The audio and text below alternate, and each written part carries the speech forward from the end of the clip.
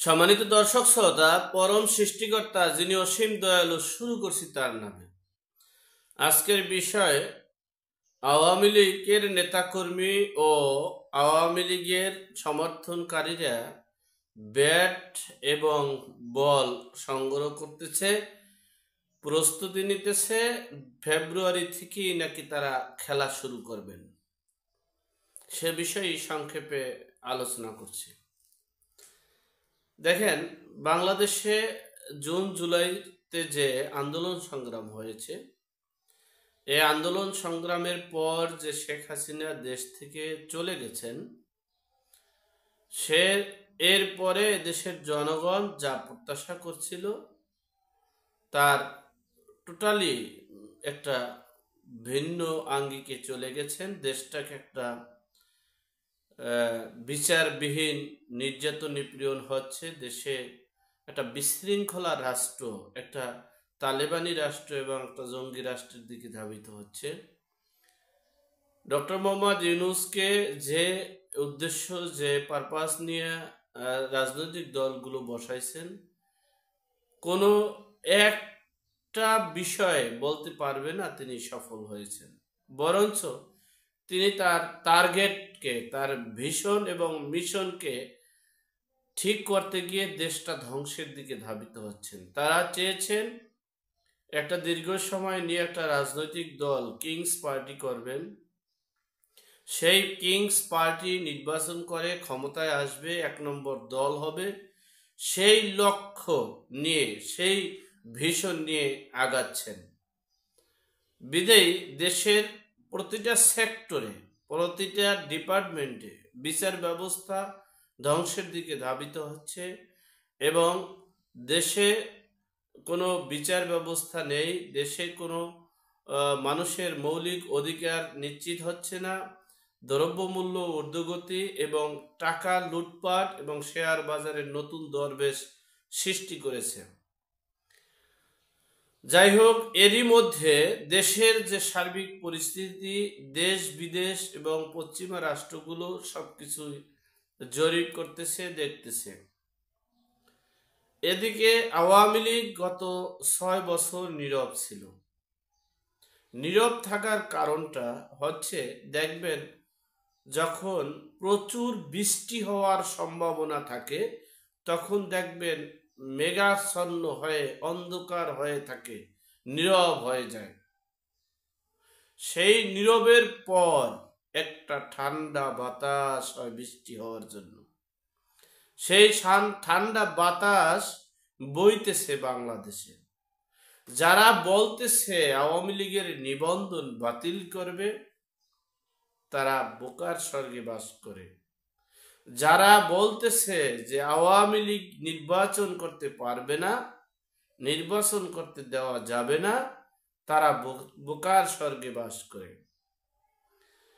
হ্যাঁ, আমরা প্রতিটা সময় বলেছি, আওয়ামী লীগের সাইনবোর্ড ব্যবহার করে, বঙ্গবন্ধুর ছবি ব্যবহার করে, শেখ হাসিনার ছবি ব্যবহার করে যারা লুটপাট করেছে, যারা চাঁদাবাজি করেছে, যারা সন্ত্রাসী করেছে, তারা দখলবাজি করেছে, তাদেরকে বিচারের আওতায় আনতে হবে। আওয়ামী লীগ যদি সামনে ক্ষমতায় যেতে চায় অথবা রাজনীতিতে নেতৃত্ব দিতে চায়, তাহলে অবশ্যই যারা বিগত সালে যারা আওয়ামী লীগের পদ পজিশন থেকে দেশের লুটপাট করেছে, সন্ত্রাসী করেছে, নৈরাজ্য করেছে, চাঁদাবাজি করেছে, সাধারণ জনগণের হক নষ্ট করেছে, মৌলিক অধিকার নষ্ট করেছে, তাদেরকে বিচারের আওতায় আনতে হবে। আওয়ামী লীগের সকল নেতাকর্মী যারা গাঞ্জাখোরদেরকে বড় বড় পদে আনা হয়েছে, তাদেরকে বাতিল করে, তাদেরকে বাদ দিয়ে নতুন নেতৃত্ব তৈরি করতে হবে। আমার মনে হয়, আমার যেটা উচিত, আমি মনে করি যে আওয়ামী লীগের এখন ত্যাগী নেতা যারা আছেন, যারা পিছনে ভুক্তভোগী ছিলেন, যাদের মৌলিক অধিকার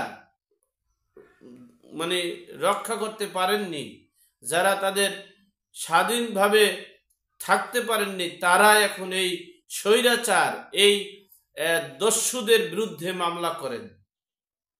তাই বলে এই না যে এই যারা অন্যায়কারী আওয়ামী লীগের বিরুদ্ধে মামলা করলে আওয়ামী লীগ ক্ষমতায় আসতে পারবে না, আওয়ামী লীগ নেতৃত্বে আসতে পারবে না, আওয়ামী লীগ নেতৃত্ব দিতে পারবে না, এটা নয়। আওয়ামী লীগ এই দেশের মাটি ও মানুষের, এই দেশের জন্ম দিয়েছে আওয়ামী লীগ, সুতরাং আওয়ামী লীগ ঘুরে দাঁড়াবে। তাই বলে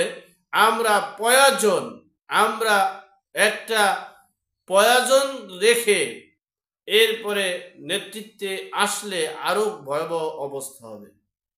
কারণ এই বিগত 15 বছরে যে আওয়ামী লীগ ছিল, তারা শুধু আওয়ামী লীগ করেছে অর্থ লুটপাট করার জন্য। তারা দেশের জন্য, জনগণের জন্য, বঙ্গবন্ধুর আদর্শকে ধারণ করার জন্য আওয়ামী লীগ করেনি। সুতরাং তাদেরকে আমি এই সমন্বয়কারী এবং বৈষম্য বিরোধী ছাত্রদেরকেও বলবো, যারা দেশের সম্পদ লুটপাট করেছে, দেশের সাধারণ জনগণের উপরে অত্যাচার নির্যাতন করেছে, তাদের বিরুদ্ধে মামলা করতে হবে, তাদেরকে গ্রেপ্তার করতে হবে, তাদেরকে বিচারের আওতায় আনতে হবে। তারা যেন আর জীবনে নির্বাচন করতে না পারে সেই পরিবেশ করতে হবে। সেই কাঙ্ক্ষিত লক্ষ্য পূরণ করা দরকার। কিন্তু আপনারা যে মিথ্যা মরীচিকার পিছনে ছুটছেন, যে আওয়ামী লীগের নিবন্ধন বাতিল করবেন, আওয়ামী লীগের নির্বাচন করার ইখতিয়ার নাই, আওয়ামী লীগ নির্বাচন করতে পারবে না, এগুলো সবই মিথ্যা মরীচিকার মতো, ঘোড়ার ডিমের মতো কথা এবং বক্তব্য।